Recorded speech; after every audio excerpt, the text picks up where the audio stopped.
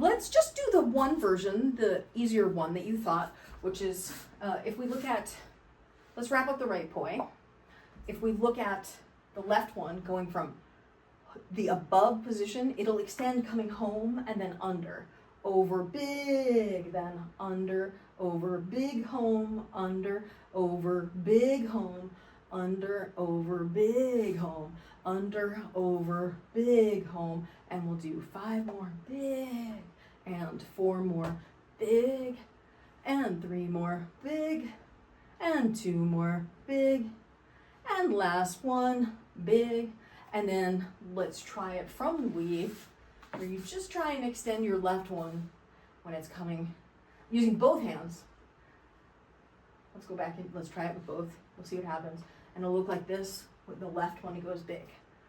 When the left one goes big, coming home. Remember, your hand comes up and then comes underneath. I have thoughts. I think part of what's going on is, you said to me a minute ago, well, if I just keep my arms long the whole time, that'll do it, right? I'm like, well, sort of. And I think what's happened is, because you are trying to do the larger hand path, you're holding the movement much further from you, which I think is harder to control.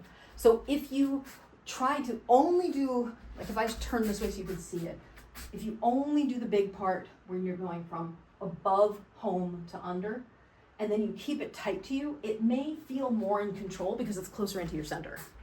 You get to is a place where you can do it continuously with just the one hand.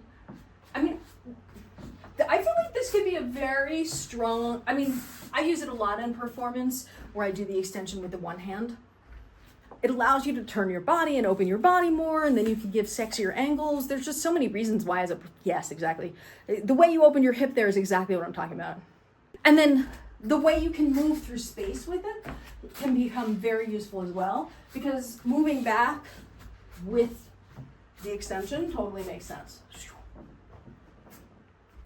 I think that all of these things help with stylization, but the other half of stylization is working with the music and the beats and really trying to get something that fits with that, but is expressive of you, your movements, your essence, your energy, your signature, whatever that is, which you don't know yet, probably.